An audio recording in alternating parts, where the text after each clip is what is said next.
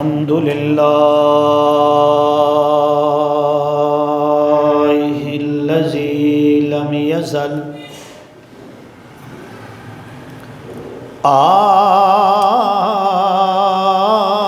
عالما حيا قيوم حيا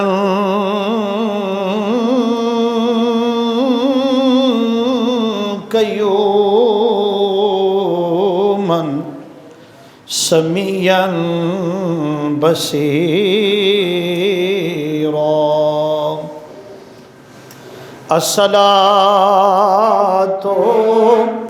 والسلام على سيد الأنبياء والمرسلين نذيرا أما بعد فأعوذ بالله من الشيطان الرجيم بسم الله الرحمن الرحيم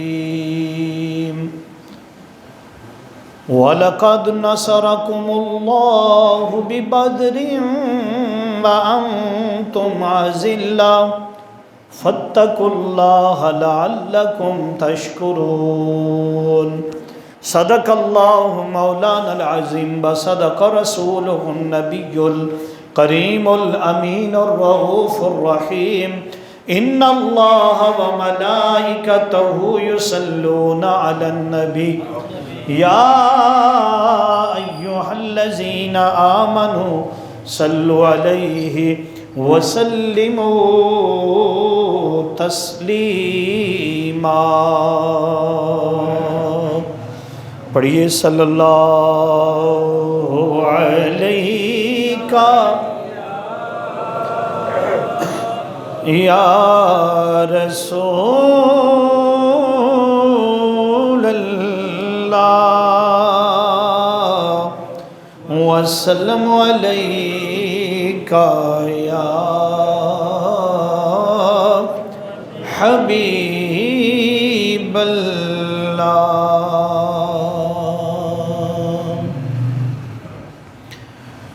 طیبہ والے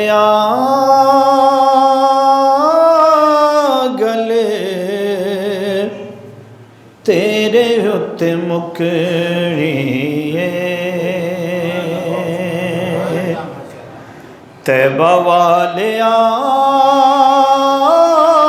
گلے تیرے اُتے مکڑیے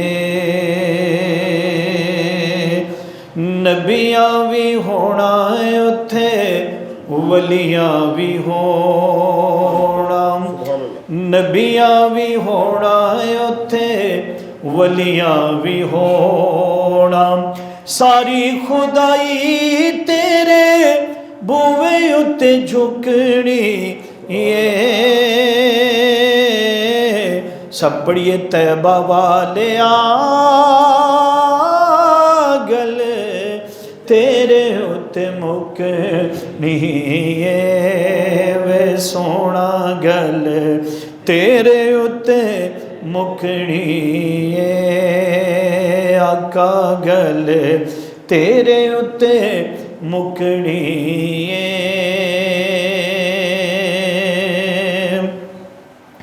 اویس تے بلال والی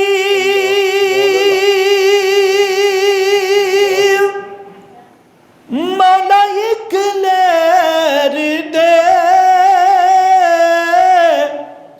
اویس تے بلال والی مولا ایک لہر دے اپنے نواسیاں دی سانو ویت خیر دے اپنے نواسیاں دی سب نو تو خیر دے آساں والی ٹھنی ساڈی کدی بھی نہ سکڑی سب پڑھیں گے. طیبہ والے آ گلے تیرے ہوتے مکڑی طیبہ والے آ گلے تیرے ہوتے مکڑی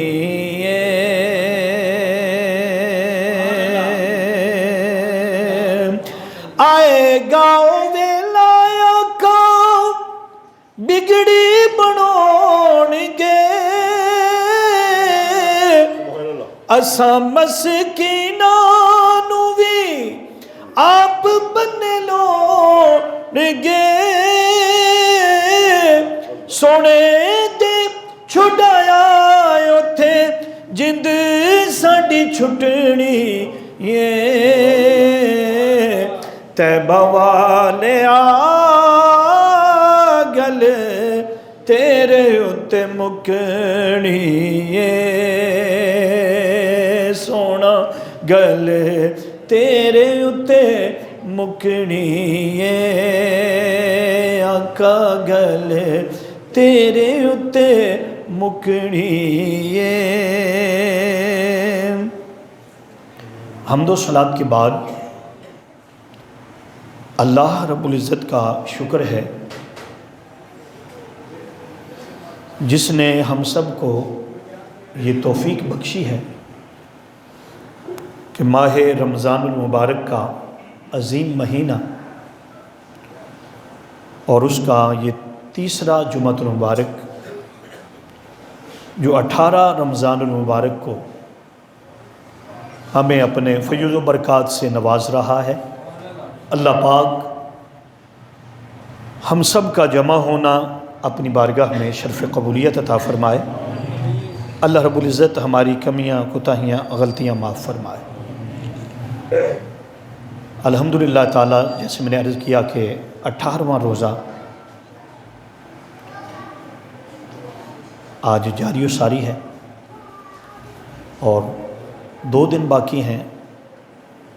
عشرہ اعتکاف جو ہے وہ شروع ہو جائے گا اور عشرہ مغفرت جو ہے وہ اپنے عروج پر پہنچے گا. دوستو جیسے میں نے پچھلے جمعۃ المبارک میں بھی عرض کیا تھا کہ اللہ رب العزت نے جو دن اور رات بنایا وہ اپنی پہچان کے لیے بنایا تاکہ ہم اس کو پہچان سکیں.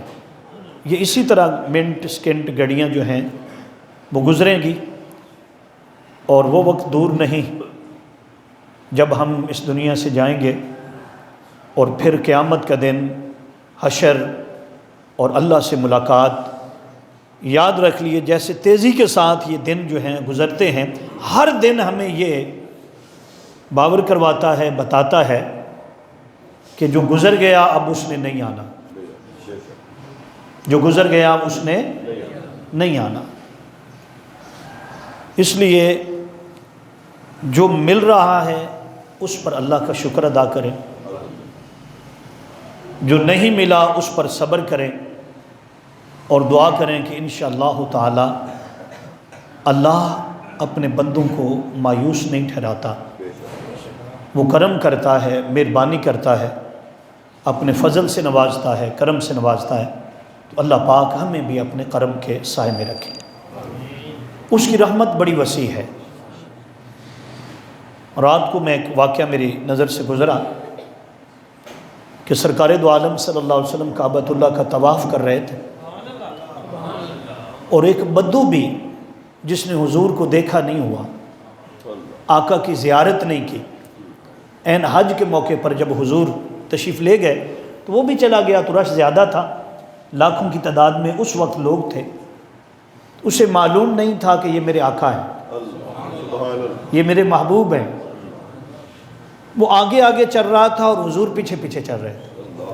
وہ دیہاتی تھا پینڈو اور وہ پڑھا لکھا نہیں تھا. تو جب بندہ پڑھا لکھا نہیں ہوتا تو پھر اسے پتہ نہیں ہوتا کہ کس مقام پر کون سی دعا کرنی ہے. یاد رکھ لو وہ ہر مقام پر ہر دعا کو قبول کرنے والا. اب وہ دیہاتی جو تھا بدو وہ طواف کر رہا تھا اور طواف کرتے کرتے ایک ہی دعا اسے آتی تھی، ایک ہی اللہ کا صفاتی نام جو اس کی زبان پر چڑھ گیا تھا، وہ قدم پر کہتا تھا یا کریم و یا کریم۔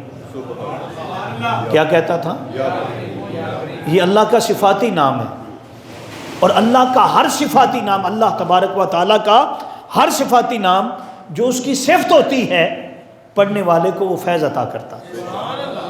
آپ یا کریموں پڑھیں گے، دل آپ کا نرم ہو جائے گا، لوگوں کا دل آپ کے لیے نرم ہو جائے گا، کرم کی برسات ہو جائے گی۔ تو اب وہ کیا پڑھ رہا تھا؟ ذرا سارے پڑھنا، یا کریم ہو، طواف کرتا جا رہا۔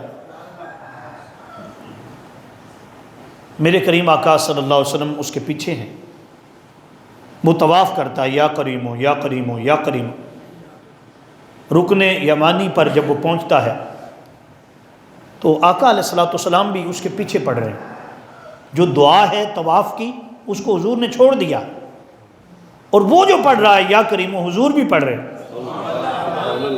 اب اس نے کہا کہ یہ جو شخص ہے جو میرے پیچھے پڑھ رہا ہے، لگتا ہے کہ میرا مذاق اڑا رہا ہے کیونکہ مجھے دعائیں نہیں آتی، تو چلو میں تھوڑا سا سائیڈ پہ ہو جاتا ہوں اور ادھر سے ہو کر چکر پورا کر لیتا ہوں۔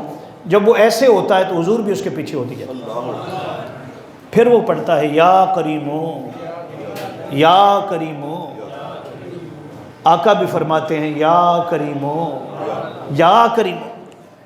وہ ایسے پیچھے مڑ کر دیکھتا اور مڑ کر میرے حضور سے کہتا ہے، میرے آقا کا چہرہ پاک دیکھتا، حضور کی چشمان مبارک دیکھتا، حضور کے پیارے پیارے گال دیکھتا ہے، آقا کریم صلی اللہ علیہ وسلم کی وہ زلفیں امرین دیکھتا ہے، اور دیکھ کر کہتا ہے، جیسے اس نے وہ اعتراض کرنا تھا کہ آپ کیوں پڑھ رہے ہیں، حضور کا چہرہ دیکھ کر کہتا ہے کہ اگر آپ اتنے خوبصورت نہ ہوتے، اگر آپ اتنے خوبصورت نہ ہوتے اور آپ کا قد مبارک اس قدر حسین نہ ہوتا، آپ جمیل نہ ہوتے اور آپ مجھے اتنے دلکش اور اتنے پیارے نہ لگتے، تو میں تیری شکایت اپنے نبی سے کرتا، میں تیری اپنے نبی سے کرتا۔ حضور کریم آقا صلی اللہ علیہ وسلم نے اس کے چہرے کی طرف دیکھا، وہ حضور کے چہرے کی طرف دیکھتا ہے، اور جب چہرے کی بات یاد آتی ہے تو پھر میر علی شاہ یاد آتا ہے کہ مکھ چند بدرشا شانی ہے، متھے چمک دی لاٹ نورانی ہے، کالی زلف تے اکھ مستانی ہے، مخ مور اکھیں ہل مد بریاں۔ وہ حضور کی مد بری اکھیں جو تھیں، آنکھیں، وہ بھی تک رہا تھا، اور ساتھ حضور اس سے پوچھتے ہیں کیا تو نے اپنے نبی کو دیکھا ہے؟ جس کا کلمہ پڑھتے ہو کبھی دیکھا بھی ہے؟ اس نے کہا نہیں دیکھا، سنا ہے، دیکھا نہیں، سنا ہے۔ وہ اتنے خوبصورت ہیں کہ آپ جیسا خوبصورت کوئی نہیں۔ وہ کہتا ہے کہ بس سنا اور کلمہ پڑھ لیا۔ تو آقا کریم صلی اللہ علیہ وسلم وہ دیکھ رہے ہیں اور حضور اس سے پیار فرما رہے ہیں، اور آقا علیہ السلام فرما دیتے ہیں، آپ فرماتے ہیں پھر آج زیارت کر لو، میں تیرا نبی ہوں، آنا محمد رسول اللہ۔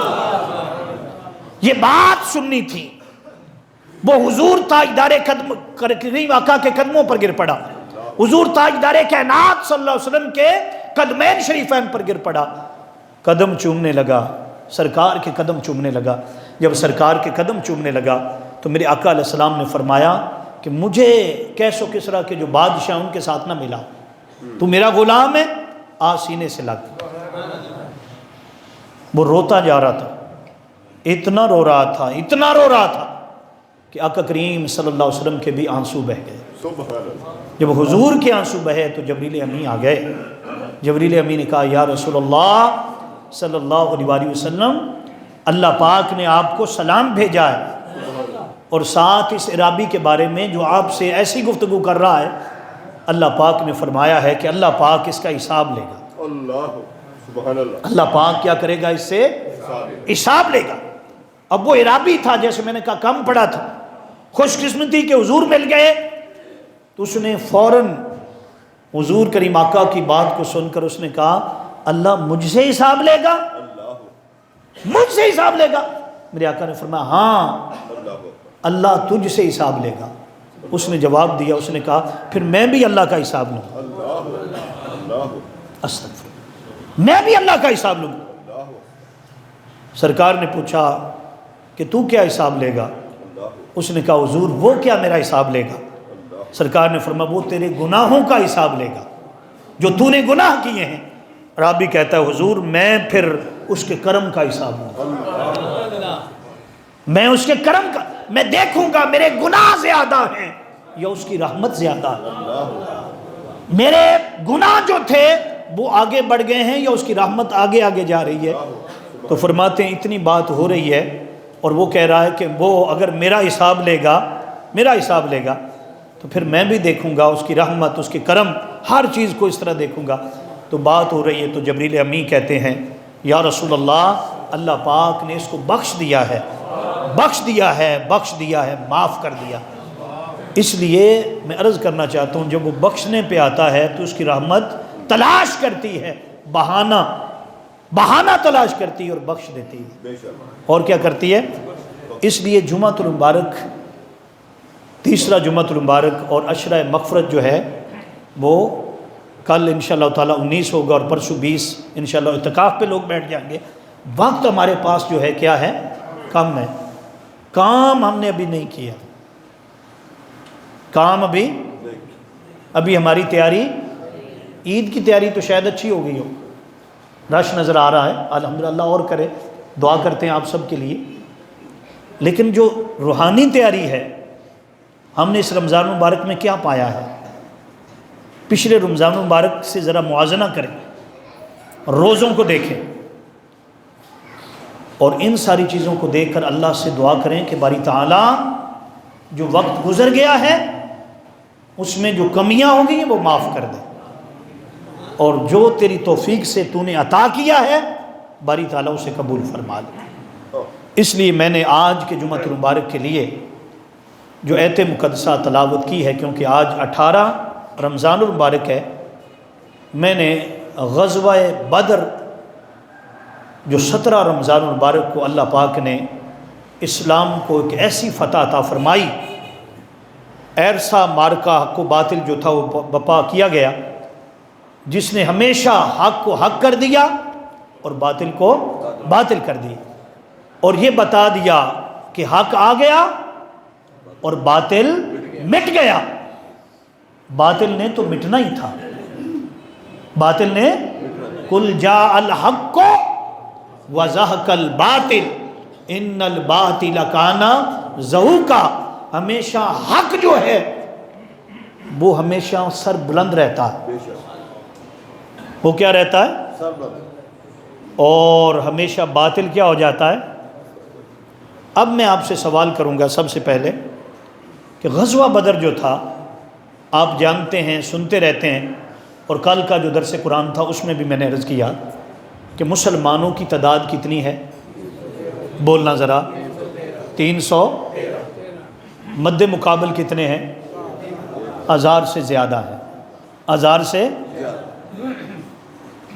اب ان کی مدد کے لیے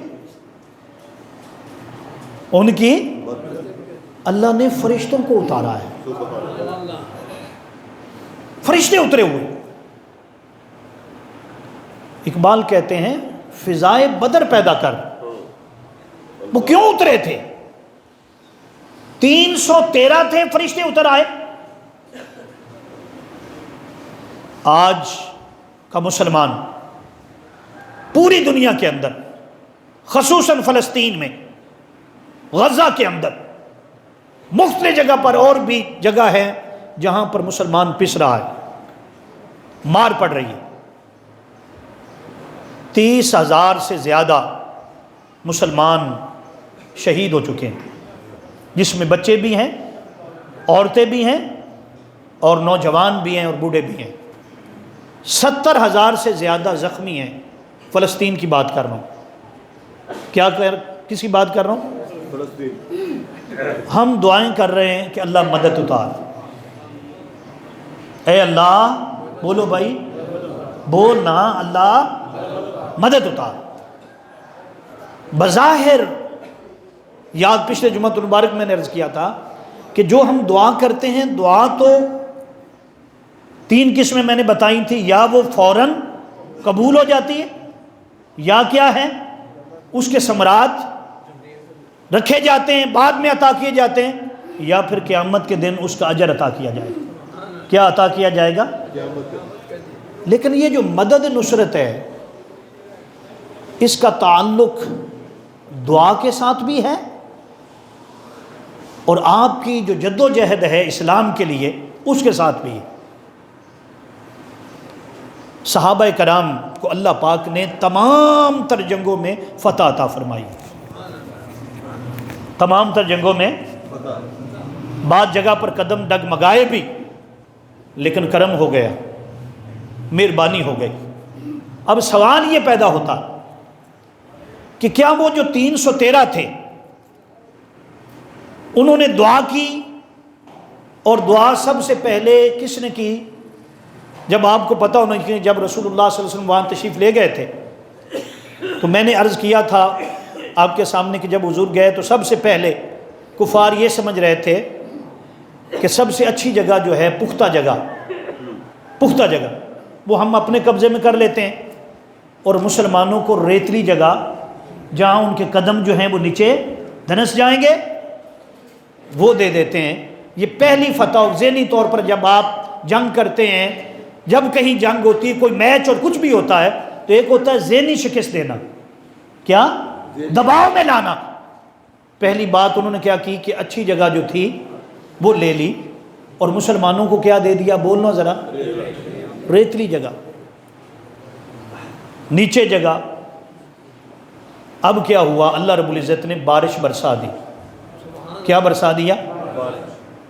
ان کی جو جگہ تھی وہاں پھسلن ہو گئی، اور جہاں مسلمان تھے اس نے مدد اتارنی تھی وہ جگہ بیٹھ گئی، وہ کیا ہو گئی؟ پھر ان کے پاس پانی تھا، گھوڑے تھے، اونٹ تھے، سب کچھ تھا، اور اس پر وہ ناز کر رہے تھے۔ ادھر مسلمانوں کے پاس پینے کے لیے پانی بھی نہیں تھا، پینے کے لیے۔ ادھر جب بارش ہوئی تو پہلی فتح یہ ہو گئی کہ پانی بھی جمع کر لیا، پانی بھی کیا ہو گیا؟ بولنا ذرا۔ پھر میں نے آپ کے سامنے رکھوں کہ رات کے وقت شام کے ٹائم پر میرے آقا کریم صلی اللہ علیہ وسلم نے وہاں کا وزٹ کیا، اور سرکار نے فرمایا کہ میرے صحابہ سنو، کل اللہ پاک آپ کو فتح عطا فرمائی۔ عقیدے کی بات بتائی تھی کل کے درس قرآن میں کہ آقا نے خط کھینچ دیے، لکیریں لگا دی، نام لیے۔ میرے مصطفیٰ نے فرمایا کہ کل فلاں کافر اس جگہ پر مرے گا، اس جگہ پر۔ کتنی نشانیاں لگا، کتنے خط کھینچے تھے؟ بولنا 70۔ حضرت عمر رضی اللہ تعالیٰ عنہ کہتے ہیں کہ مجھے یقین تھا جو حضور نے فرمایا وہی ہوگا، لیکن اطمینان قلب کے لیے، مزید مشاہدے کے لیے، جو میرے آقا نے فرمایا تھا ویسا ہی ہوا۔ اس لائن سے ادھر ادھر کوئی نہیں گیا، اس لائن سے ادھر ادھر۔ دن آ گیا غزوہ بدر کا۔ اب اللہ کے جو فرشتے ہیں، فرشتوں کا کام لڑنا نہیں ہے۔ ہر بندے کے ساتھ 2 فرشتے تو ہوتے ہیں۔ کتنے جی؟ کیا نام ہے ان کے؟ کرامن کاتبین۔ وہ کیا لکھتے ہیں آپ کا؟ مومن کے ساتھ 5 فرشتے ہوتے ہیں۔ کتنے؟ فرشتے بڑھتے رہتے ہیں۔ آپ درود پاک پڑھیں، ایک بار درود پاک پڑھیں، اللہ کے فرشتے اترتے ہیں۔ آپ عیادت کریں، 70 فرشتے اترتے ہیں۔ نیکی کریں، فرشتے اترتے ہیں۔ ایسا بھی ہے جب آپ کوئی نیک کام کرتے ہیں اللہ آپ کی مدد کے لیے فرشتے اتارتا ہے، فرشتے۔ لیکن جو مدد صحابہ کرام کو ملی آقا کریم صلی اللہ علیہ وسلم کے صدقے، وہ آج تک کسی کو نہیں ملی، آج تک کسی کو کیوں نہیں ملی؟ تو بات سن لو۔ پہلی بات کہ یہاں جو تذکرہ کیا جاتا ہے کہ صحابہ کرام کم تعداد تھے۔ کتنے تھے؟ میں نے بتا دیا کتنے ہیں، 300، اور مد مقابل یاد رکھ لیں جنگیں جو حضور نے لڑیں، غزوات لڑے، جنگ جو ہے وہ اسلحے سے نہیں جیتی جاتی، اسلحے سے جنگ کثرت افواج سے بھی نہیں جیتی جاتی. جنگ کثرت افواج سے بھی نہیں جیتی جاتی. جنگ جیتی جاتی جذبہ ایمان سے. کس سے؟ اب یہ 313 ہیں، جذبہ ایمانی ہے.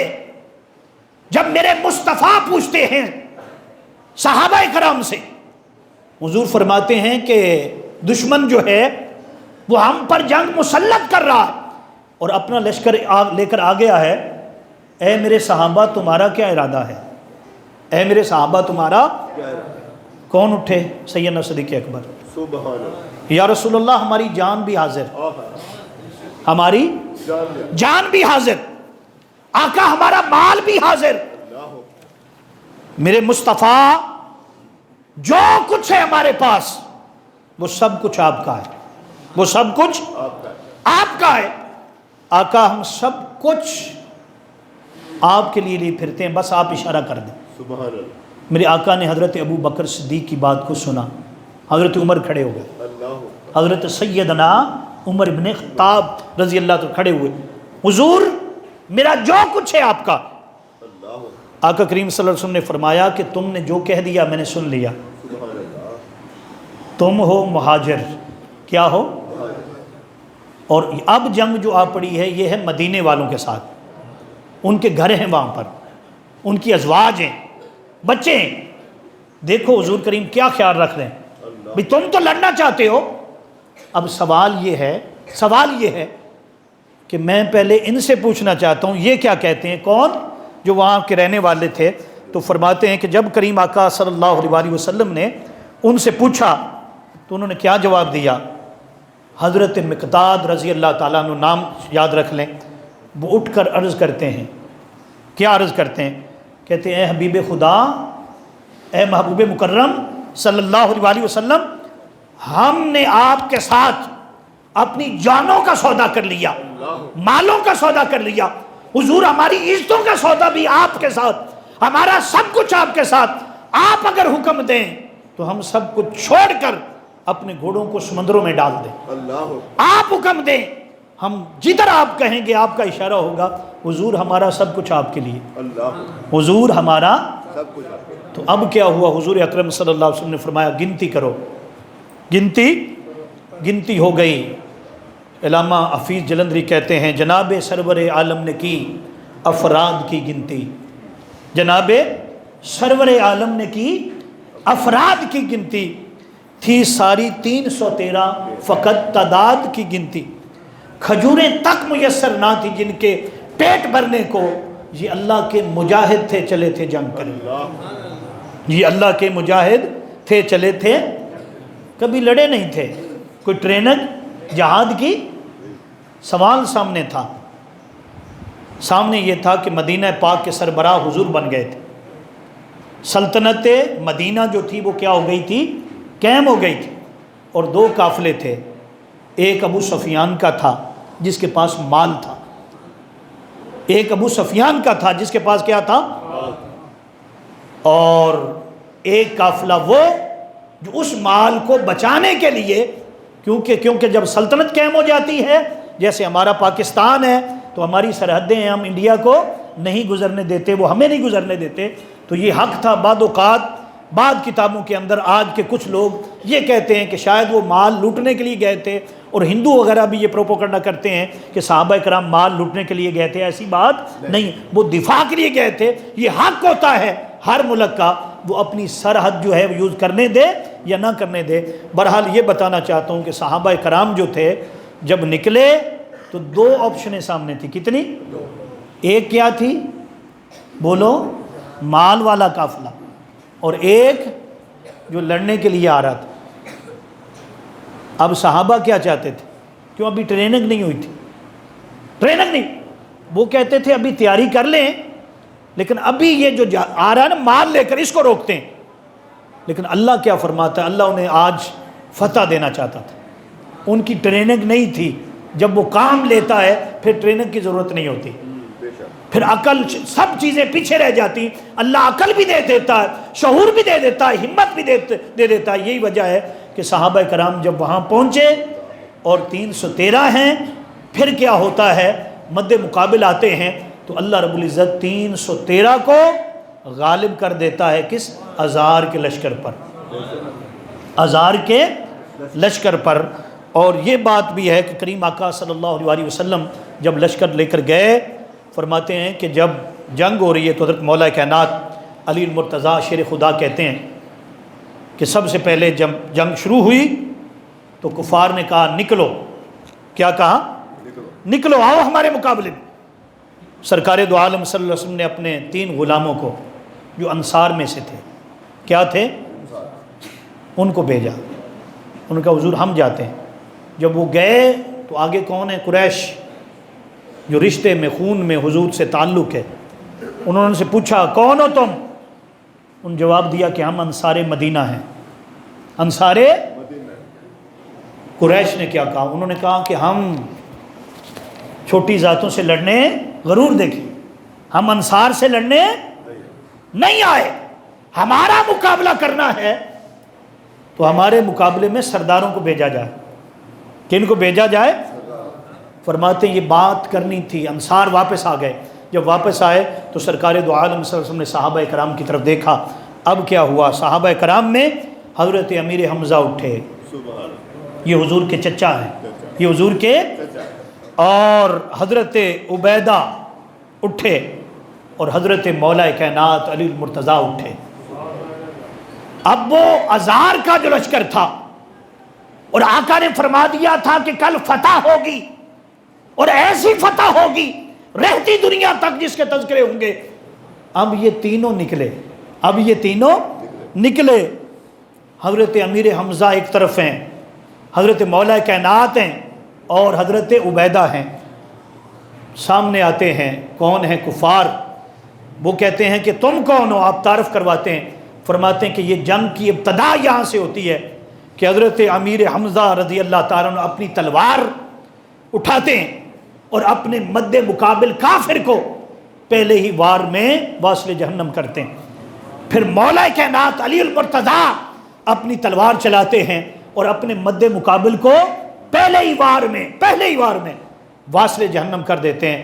ادھر حضرت عبیدہ جو ہیں یہ زخمی ہو جاتے ہیں، اور مولا کائنات علی المرتضیٰ دوسری طرف جاتے ہیں اور ان کے جو مد مقابل ہے اس کو بھی واصل جہنم کرتے ہیں۔ اور اس طرح پہلی کامیابی جو ہے یہ 3 شخصیات کے نام ہوتی ہے، حضرت امیر حمزہ رضی اللہ تعالیٰ عنہ، اور حضرت مولا کائنات علی المرتضیٰ، حضرت عبیدہ بن حارثہ رضی اللہ تعالیٰ عنہ، ان کے نام ہو جاتی ہے۔ فرماتے یہاں سے کفار کے پسینے جو ہیں وہ آ جاتے ہیں۔ اب کہتے ہیں کہ اب کیا ہو گیا کہ سب سے بڑے سردار جو تھے، تینوں کے تینوں جو تھے وہ قتل ہو گئے۔ اب پیچھے باقی ہے ان کا کمانڈر جو اپنے آپ کو بڑا سمجھتا ہے، ابو جہل۔